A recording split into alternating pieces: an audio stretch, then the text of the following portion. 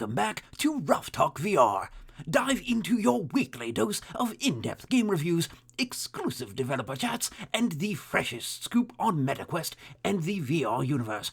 Today, we're in good hands with the dynamic father-son duo D-Scruffles and Stratus, ready to decode and discuss all things virtual reality. Hey, welcome to this episode of Ruff Talk VR. Today we're joined for another great interview. I mean, we joked last time, it's kind of interview season. We have them on a roll with even more to come. A stacked month. Yeah, and this one's a fun one. We're talking with two people from the team behind Battle Bows from Wimo Games. We're talking with Tom and Scott.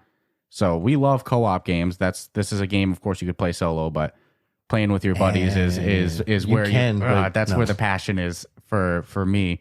But before we get carried away, do you two mind to introduce yourself for our listeners? I'm sure you two can do it much better than I can myself. And also tell our listeners a little bit what Battle Bows is. Sure. Tom, why don't you start up? Okay, yeah.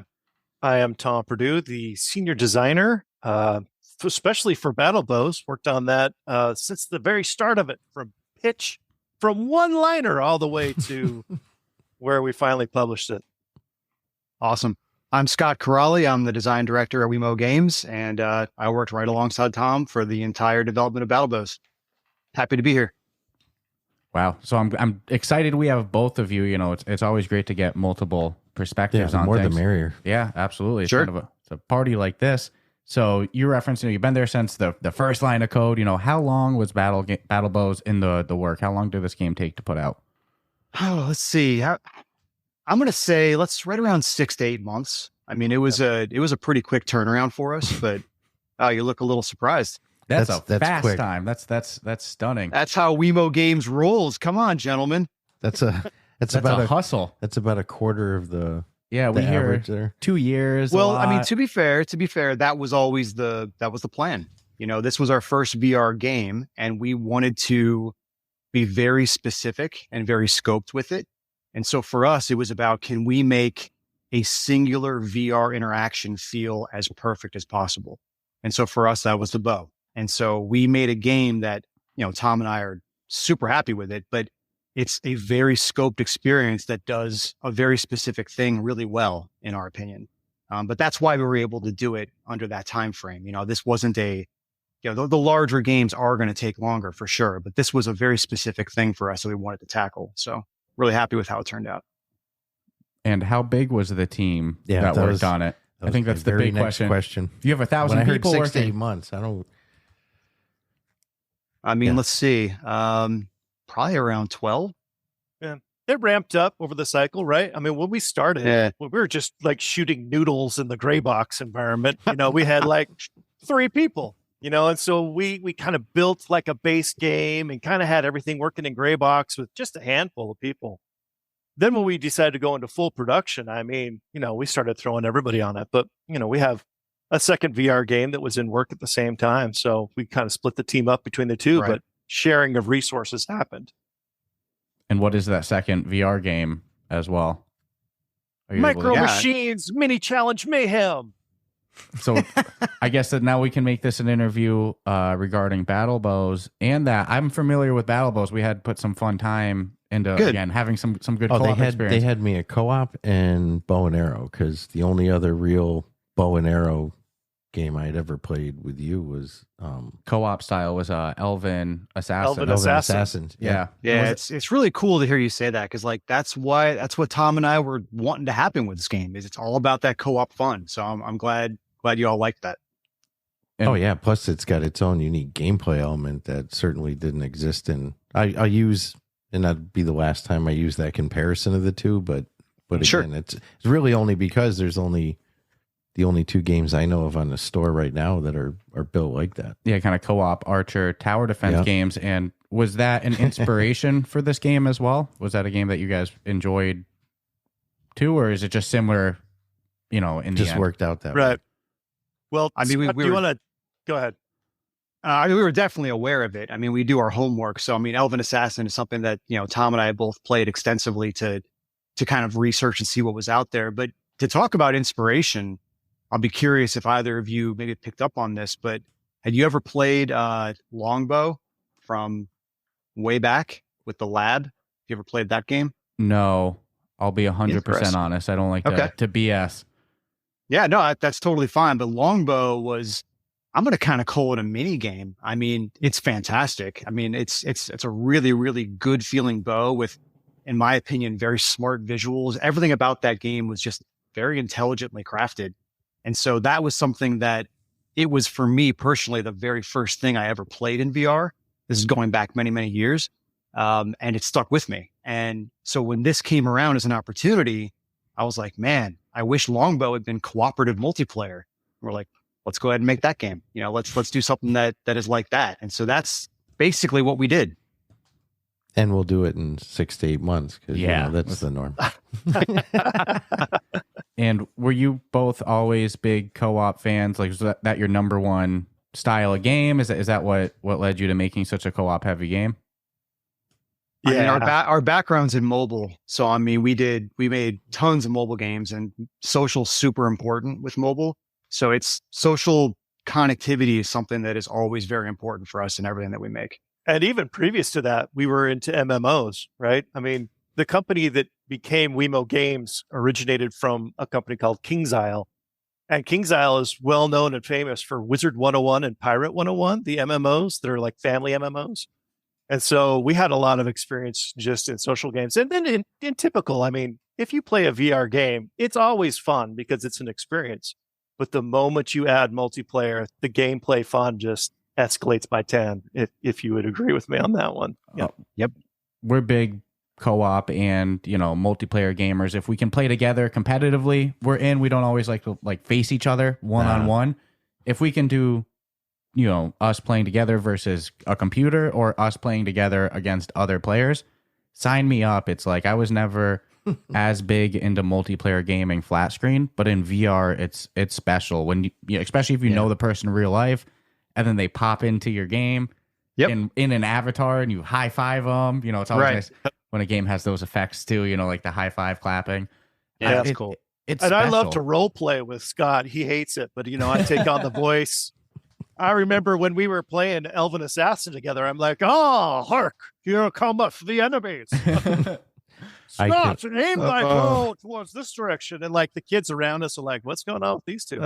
Tom, he's always at 11. That's just the way it works. So we brought that into battle bows too. I mean, Heck yeah. We have a very cooperative, competitive game. I don't know if you picked up on that in battle bows as well, right? What was the term we came up for that?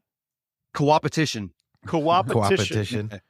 I'm a huge fan of co-opetition. It's something that we've been doing for, game after game after game, and we just keep perfecting and making. And I'm sure we'll talk about the event that we just dropped for the DLC for Battle Bows later. But there was a lot of inspiration with co-opetition events there as well, where it just works so well. It's like people love to cooperate, but while you're cooperating and you're all working towards a common goal, it's nice to be like, well, I helped the most, and I had the highest score, but you're still cooperating, but you're also competing a little bit.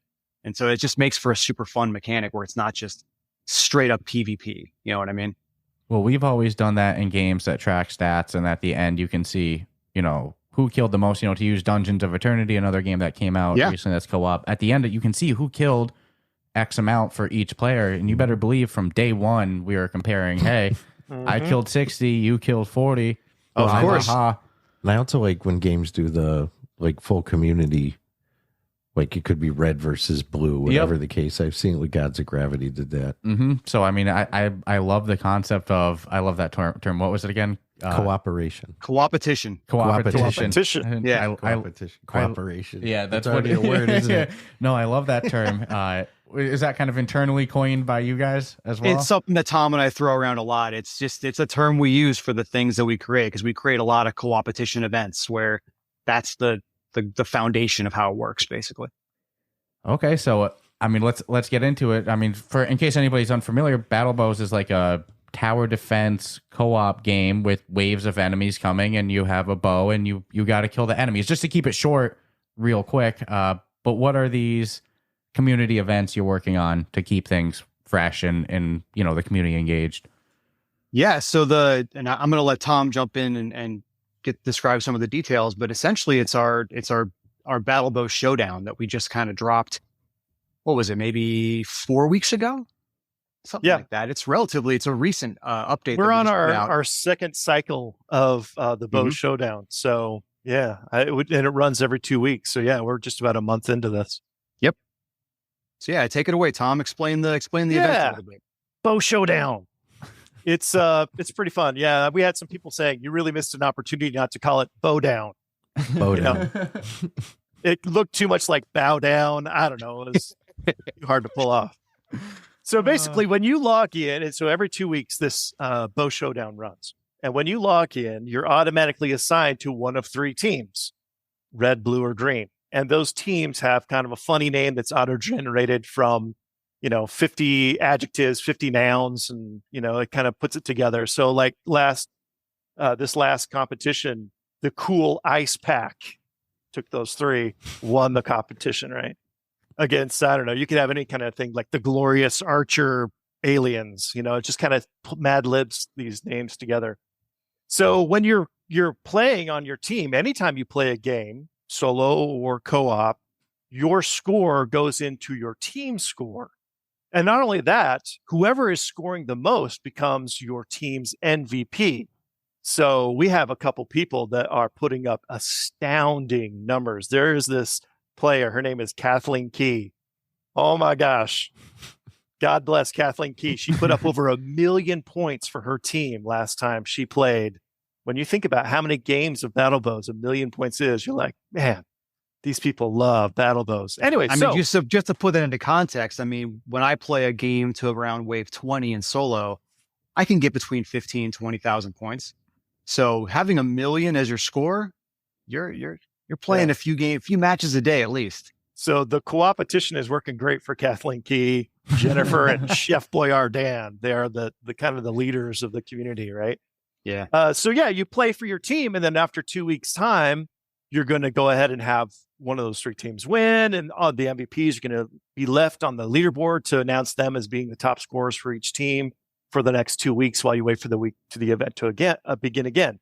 But during the event, the rules of the game actually slightly change every 24 hours.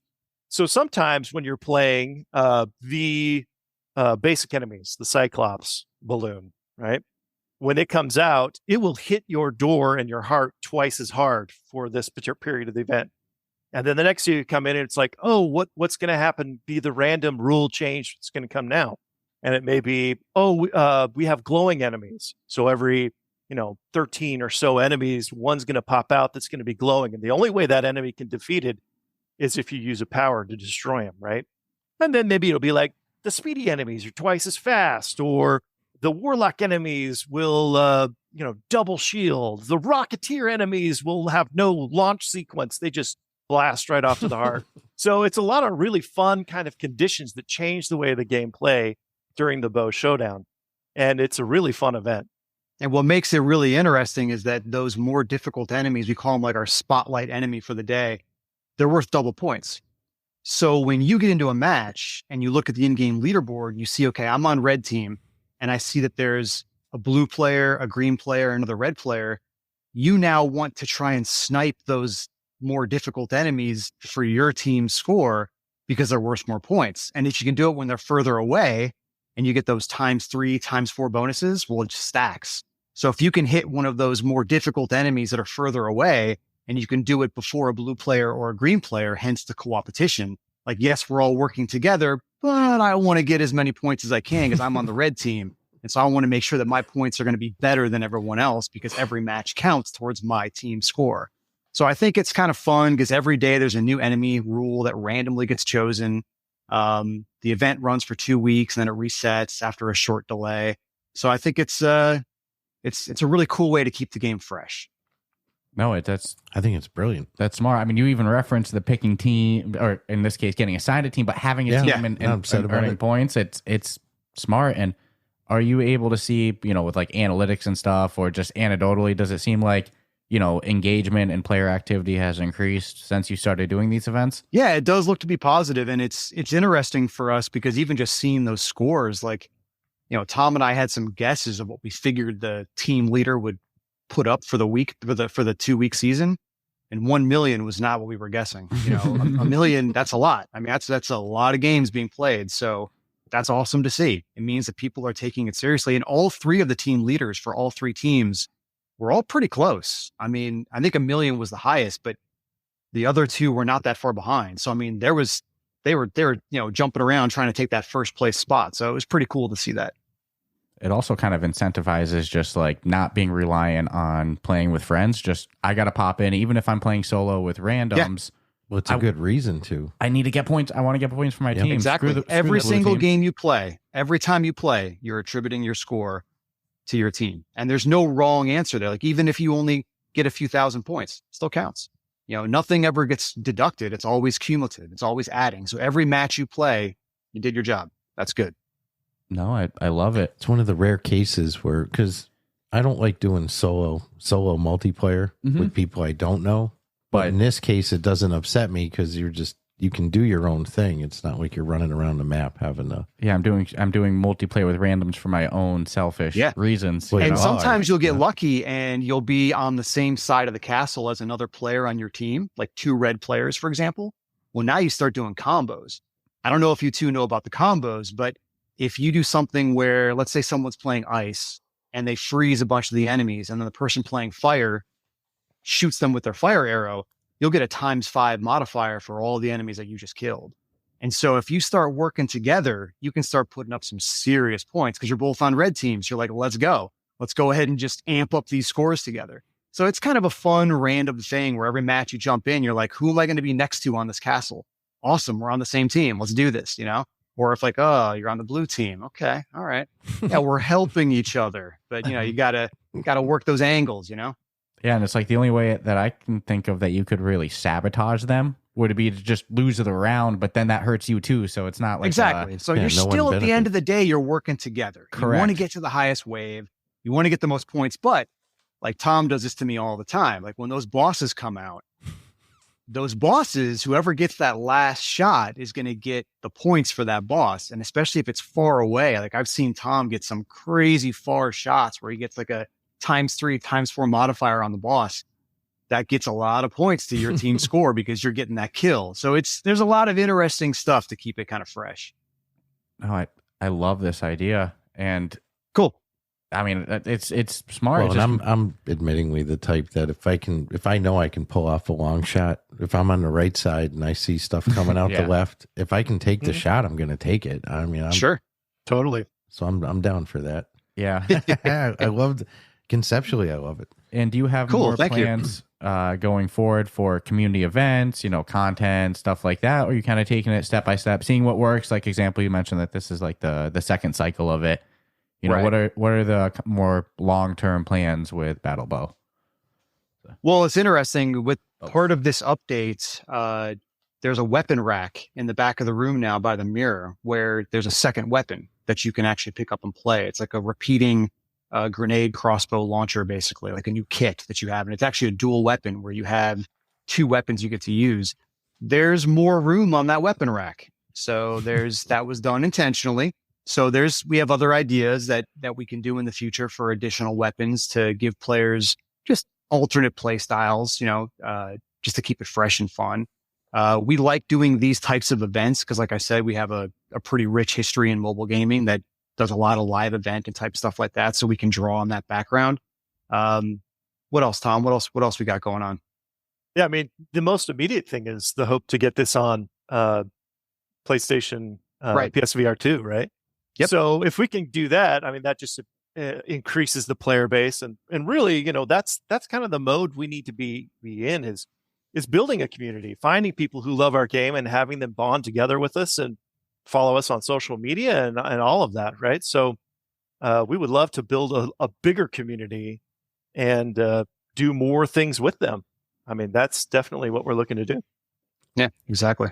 I definitely think once people realize that there's going to be community-driven events and, little challenges and stuff, I 100% think that's going to drive it more than just we'll say the base game element. Or like the content additions, like different weapons and stuff like that. Community events are huge. Especially when it's a good positive community, definitely. And you mentioned player base size. So if you get, you port it over to PSVR 2 or other platforms, is the plan for it to be crossplay?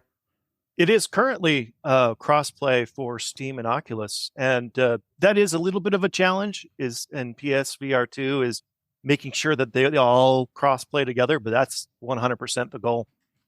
That's Indeed. huge. Yep. I mean, we have, for our Ruff Talk VR podcast Discord server, we have people with all different headsets, PlayStation VR, HTC headsets, obviously a lot of Quest players. That's what we play on. We're Quest standalone only, but it's always nice. We're putting together a community event, and doesn't matter what system people are on, we can all play together. Sometimes that's the make it or break it between for that happening. Correct. Absolutely. So I think that's essential for games really to be cross. But I understand when games can't do it. Correct. There are Sure. It's case by case. A game like Battle Bows, though, I mean, You can do it. I think it can be. They can be done. And you referenced that you all were doing mobile games previously, perhaps some other work too. At what point as a studio, did Wimo transition over to virtual reality? How long ago was that, Tom? Like maybe a little less than a year and a half? Yeah. Wow. I think it was about that year and a half.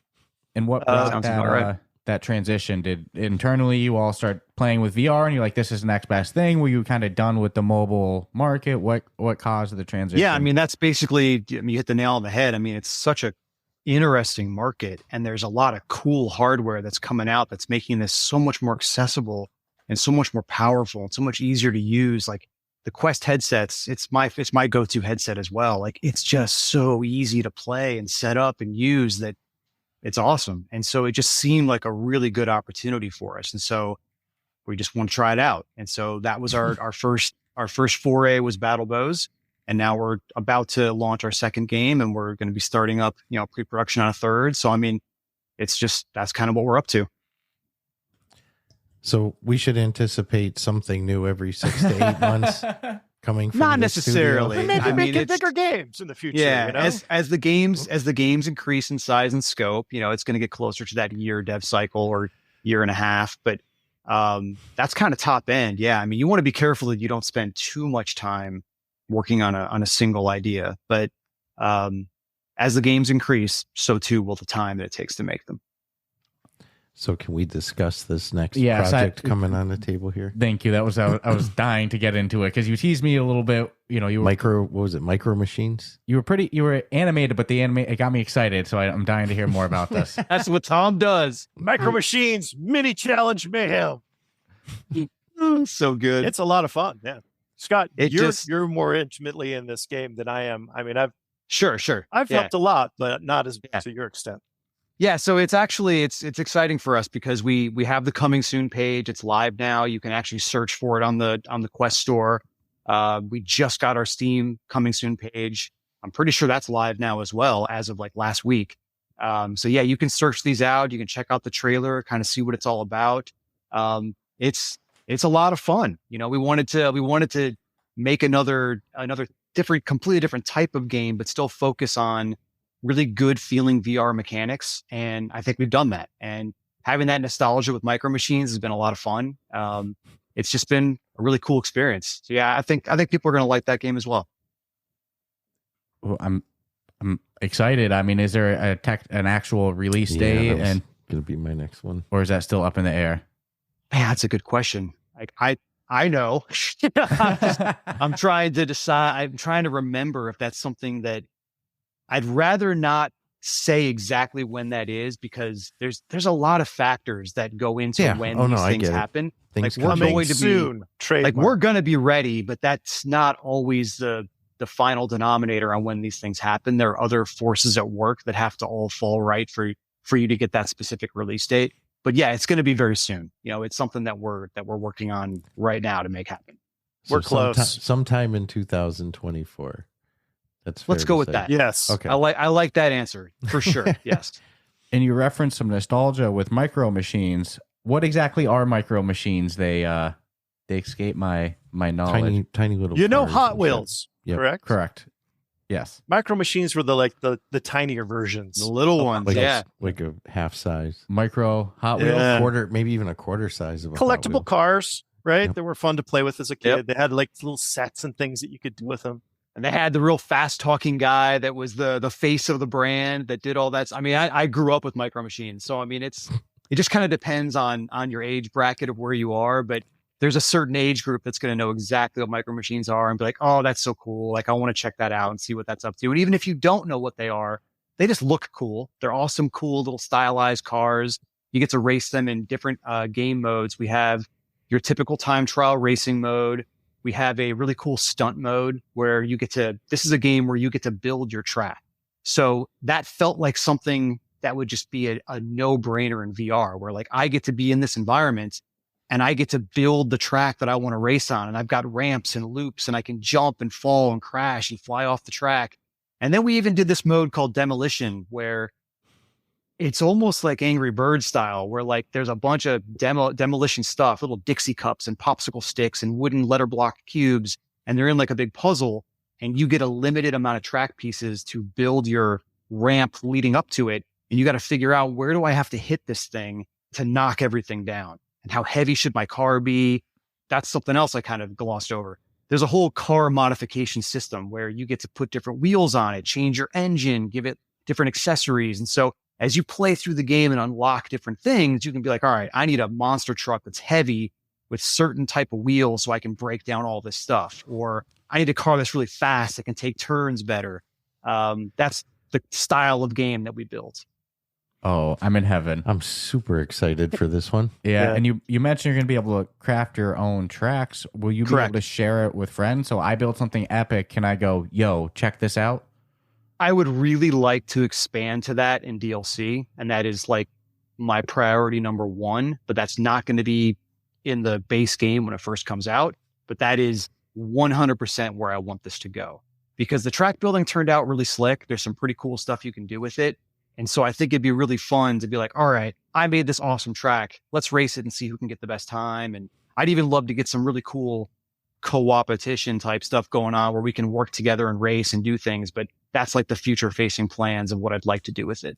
Scott, did you talk to him about the mixed reality mode? I'm so glad you segued into that was that. next question on my notepad. I can see it on your notepad too. Yep. So if you ask me, the biggest, best, strongest thing about this game is the mixed reality mode.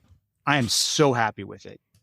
And what I love about it is that it is completely unique. When you play mixed reality mode in this game, the Micro Machine game, it's like a survival game where you build a track and then you see how long you can drive on that track before you wreck. And what's happening is, as you build your track and you click play, the game dynamically puts traps all around the track. There's like boulders that fall out of your ceiling. There's doors that open and close. There's ghosts that spawn that will start chasing you and try and smack you off the track. You can build portals on your wall, ceiling, floor, and you can drive into the portals and come out of other portals. And so basically you have to try and stay alive as long as you can before you die from fireballs or ghosts or whatever it is that's trying to stop you. And your survival time is your score, or your distance rather. You know, the further you drive on your track, the better your score. And there's a leaderboard that keeps track of everybody who's playing it. So, I mean, honestly, if the only thing you do with this game is play mixed reality, it's worth it and you'll have fun. But there's a whole other game there that you can play. But mixed reality turned out absolutely fantastic in my opinion. Yeah, I'm sold. I was sold with driving. Yeah, I was sold with pulling off good driving mechanics in VR is not the easiest. So no.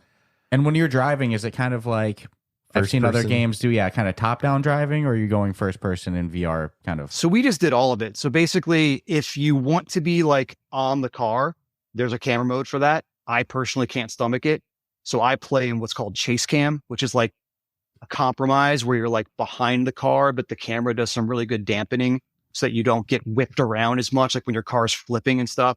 And then if you can't handle that, it goes back a step further. We call player camera, where you are the camera. Like you just kind of stand in your room and you watch the car drive around. And so, I mean, there's something for everybody. You know, if you can handle that roller coaster camera, go all the way in for the car camera, and that's fine. But you can choose which camera style you want to race in, and it works pretty well. Now, I usually do chase cams for flat screen, so I'm curious which way I'm gonna sway with this. And can you go first person even in mixed reality?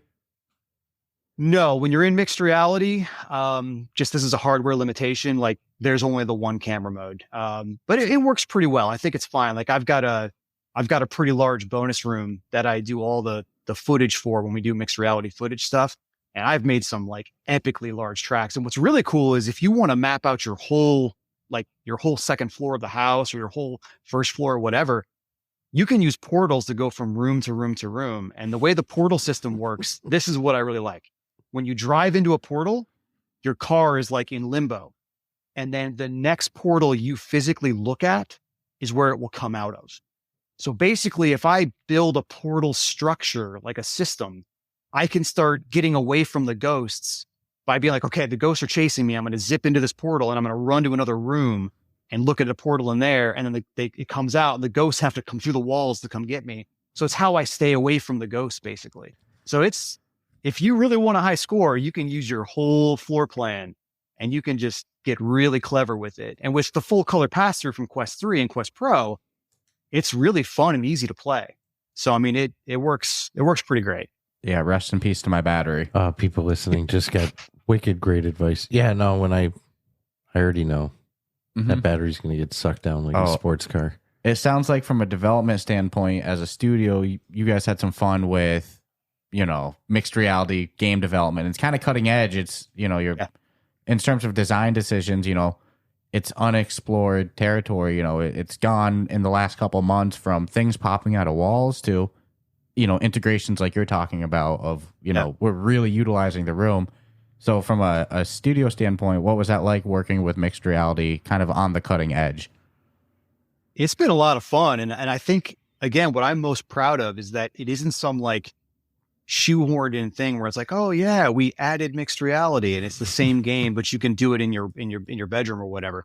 What I love about it is that it's 100% unique. This whole survival trap ghost stuff does not exist in the base game.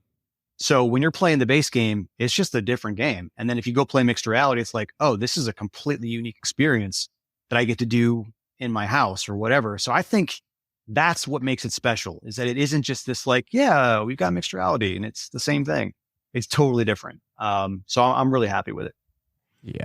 I'm so impressed with developers like this that I thought that we were probably, a year and a half from games coming out that have this type of mixed reality integration that's more than just, like you said, you're doing it, but in mixed reality, like full blown, more than just kind of creating a different experience than just taking what you've already done. Yeah. Yeah. Mixed reality kind of launched in that tech demo stage. I guess you could say that, like most integrations, like you said, things popping out of the wall or just you're playing the same game in VR, but already we're seeing games like this coming soon that it's also an aggressive studio. Yeah. I mean, you and it's just going to keep getting better. I mean, now the Quest 3 has the full color pass through and it's more affordable and it's going to be more accessible. This is what you're going to start seeing people do, is that it's a really fun thing to do. Like it's every time I have to go record footage for mixed reality, I always catch myself playing it longer than I needed to. And that's always a good sign. I'm like, what am I doing? Like I need to get back to work. Like I'm still racing around trying to like make a full 5 laps before I die.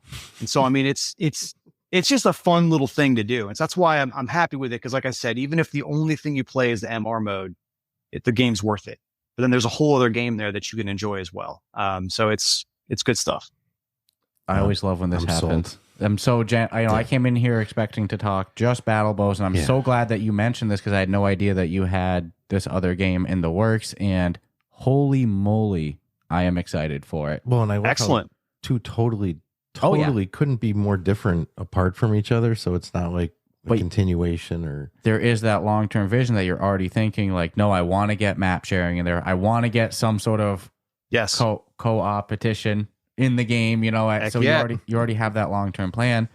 Dare I ask, and I totally understand if it's way too early to talk about that. I was going to rephrase it different. Yeah, I was going to go with I assume you can't but say just in what case, it is. Just in case you can, are you able to talk at all what that third game in pre-production conceptually will be? Oh, man, I really wish I had found out about this beforehand. That's pretty off limits. I'm pretty sure. It's early. It's early. Totally so that gray box shooting noodles stage I was talking about for battle bows?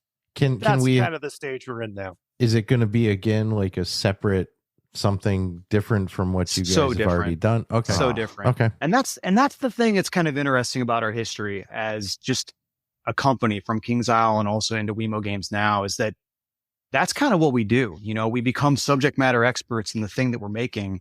And then we keep making other things. And so we've had experience making lots of different types of games.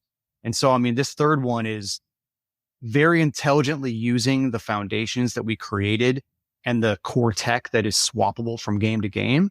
So we're still getting benefits from battle bows and micro machines, but it's a completely different game, and it's larger. It's going to be a larger scope game as well. So it's, you know, we're kind of, this was our plan. This was our leveling up plan. We start with battle bows, very, very scoped, very disciplined, very specific. Then we go into micro machine, slightly larger, but still scoped as well, but different. And it gets us that building tech. Then we go into something different. And so it's like, we're just kind of moving our way through as we make these games. That's always been our business strategy. Well, we'll expect to see that in March of 24. I'm thinking. Yeah. Watch out for Wimo. I mean, you all have the long-term plan where you didn't go in here expecting to have a blockbuster Correct. step one. Not that Battle Bows isn't a great game. It's really fun, but you're like, this is the scope of the game. Now here's going to be here's the long-term vision. I imagine internally, I can only imagine the whiteboards that you all have with ideas. And it's important to say, you transitioned over to virtual reality from another industry. Of course, you bring in new people for the team, but as a team, you're all going to get better with each title, working together in virtual reality, making VR games. If Battle Bows was good, Micro Machines is going to be even better because you all have more of that chemistry, that experience. Usually the way it works. And now you have that mixed reality development experience as well. So when you say, like, you know, it's different, but things carry over, it's even if it's not physical assets or code, it's that experience and that skill. You guys are much more experienced in virtual reality by the third title, the fourth title, hopefully the fifth and sixth. I'm excited for the future of Wimo Games. This is exciting. Cool. And thank you very much. But yeah, that's exactly the plan. That's exactly what we set out to do, and we're doing it. No, like I said, watch out for Wimo. And for people that have been enjoying Battle Bows or for new players going into the game, do you have tips? You know, you gave you can do combos with freezing and hitting fire. For new players that if they're struggling or they just want that super high score, do you have tips for them inside Battle Bows? I'm going to let Tom handle this. And actually, Tom's put together some fantastic tips and tricks videos that are out there on YouTube that visually show him doing all these things, because Tom is our resident expert. Just wipes the floor with everybody. But yeah, Tom, take it away. Give some good tips. Well, the first thing you're going to want to do when you come into Battle Bows is just get used to the weapons, shooting around. We've got a lot of fun stuff in our staging area where, you know, even like the lanterns that are in the environment, they're tuned to different notes. So you can play, you know, Mary Had a Little Lamb on those. You can shoot there's secret rings that you shoot, and bosses come and you can shoot off a shield and it reveals a target, and it plays a little mini game of, you know, necromancer eggs popping up, and there's lots of fun stuff. But in the very center of that staging area, there's a book. And that book is, you know, you can turn the pages and look at it just like a regular book. You set it down, pick it back up. It describes what every single enemy does, how to defeat the bosses, and it talks about the weapons, what buttons you need to push. So if you just read through that manual, I mean, it pretty much tells you everything about the game. Then if you want to go even further, then yeah, on our YouTube channel for Wimo Games, I have put out a couple tips and tricks videos, one for the base game and one that involves the new DLC that talks through all the stuff of, you know, exploding barrels regenerate every 4 rounds. Oh yeah, you're going to want to, you know, go for these long shots to get extra points. You know, it's a lot of fun. And yeah, if you're looking for tips and tricks information, we've got stuff out there for you to find. And if you don't like to read, you just want to know a couple small little basics. Whenever you shoot the targets in the level, these little balloons will come out. And when you shoot those balloons, they're worth points, but they also heal your door or the heart of the castle, the big magical globe in the middle. So that's very important for surviving, especially late game. So you want to do that. There is an aim helper, like an indicator that is not on by default, but you can turn it on. That kind of shows the projectile nature of where your your ammo is going to go, your projectile is going to go. That can be helpful. So there's, lots of options there that if you're a beginner and you want to kind of learn the weapon, there's things there that can help you do that. Love it. I think it's good advice. My advice was just go in there and start shooting shit. You'll figure it out. That's pretty much the way it went down for me. Yeah, that works too. I'm like, there's a book. Yeah, not everyone likes to read. That's cool. I get it. Sometimes we have a bad habit. First thing we always do in any game is go into options mode. Mess with any make sure there's no comfort settings turned on by accident. Yeah, and then unfortunately from there we usually just dive head first and explore. But I think that's what everybody does, and I think a game like Battle Bows, it just kind of works because one of the things that Tom and I are super proud of is that I do think our bow feels really good and works really well. So, I mean, just pick it up and do what you think is going to work, and it's going to work. And that's what we tried to do with that bow, is just make it feel and be intuitive. So, yeah, it's a game you just pick up and play. Yeah, totally. That's a great way to put it. You can literally just probably put somebody in the game and go figure it out and kill shit. They're gonna learn very quickly. Shoot the balloons with your pointy objects and you win. But that's not a knock on the game. That's actually a positive. It's simple concept, but very well executed. And it's just one of those games in our co-op game rotation. We're going through games. Sometimes we like to game hop, do a couple rounds of this game, a couple rounds of this game. And it's just another one for the co-op game rotation. So I love to see it. And I'm assuming you all have like Discord server and that type of stuff for community events and engagement and stuff like that. We actually do not have that right now for Battle Bows.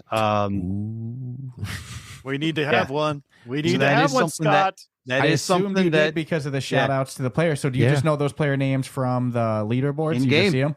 from the in-game leaderboards and just the in-game stuff, the feedback. But that is something we will be working on in the near future. Yeah, the VR community loves that stuff. You definitely need one. I think that you'll probably see here from those million score players quite a bit. I bet we would, Tom. That'd be a lot of fun. So sometimes it's good too because they can give like tutorial help. And I'm thinking, like new players jump in, and then someone's I will willing get to you take a them million points. Come play with me. You're not going to hit anything, but you can watch me.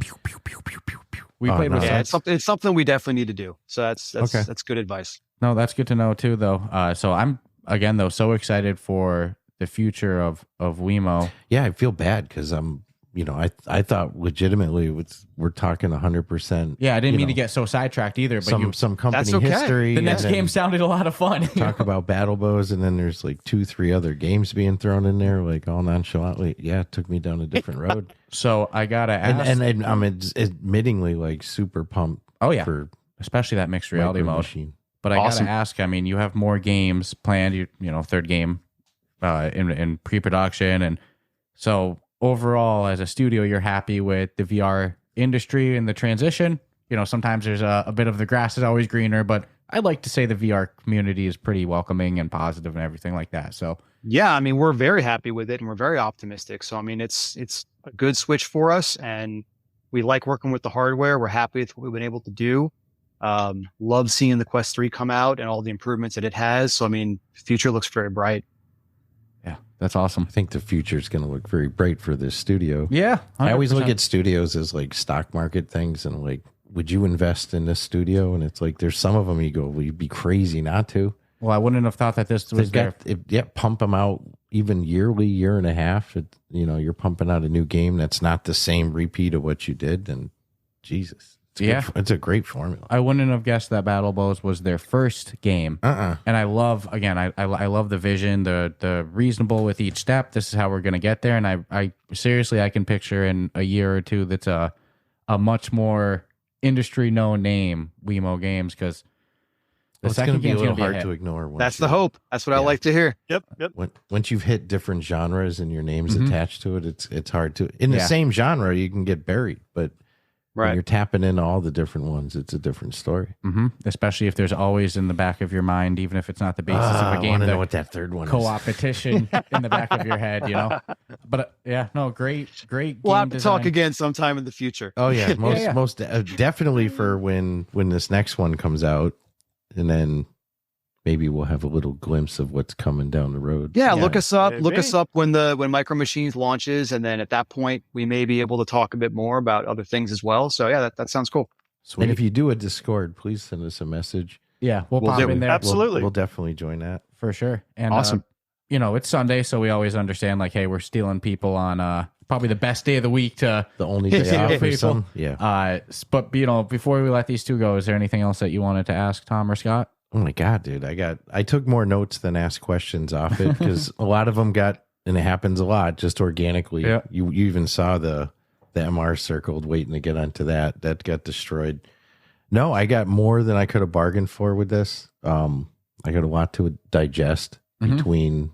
I want to go right back into battle bows, to be honest with you, and try some shit, especially with these events. So yeah, man. Yeah, go try the combos together, because the two of you can make sure you choose an elemental power that are right next to one another. Having those combos, it's a lot of fun. It's a lot of Call fun. it out. Like it's ice and fire work so well together. So whoever's playing ice, like, all right, my power is ready. You ready? All right, ice on the left, and you can just go freeze everyone, and then fire takes them out. You get that ×5 on everybody. So, just start working those combos and your scores will go way up. It's a lot of fun. Yeah, I accept this. I heard 1 million and I'm like, hey, I wonder if I put a $1 million's not bad. see what we can do. Yeah, Go for 2. We can get hooked on a co-op game. So it's not funny, dude. The incentive with go down that a type of very stuff dangerous rabbit hole is huge. So again, thank you both for joining us today. For listeners looking for another fun, cooperative game, Battle Bows is a great one to have in the rotation. Definitely we'll have you two back on, when you're ready to give you a good time, good laughs. Yeah. Definitely. Yeah, Battle Bows is a lot of fun. So awesome. Pleasure Thank you so much. Yeah, and hopefully we see it launch on the PlayStation VR too. We see some good keep our ears and eyes open. Yeah, 100%. Yes. And again, thank you both for joining us today. To the listeners, subscribe, rate us 5 stars. And other than that, we'll check you out next week. Take care. Ciao, ciao. Awesome. Thank you very much. Thank you. Perfect.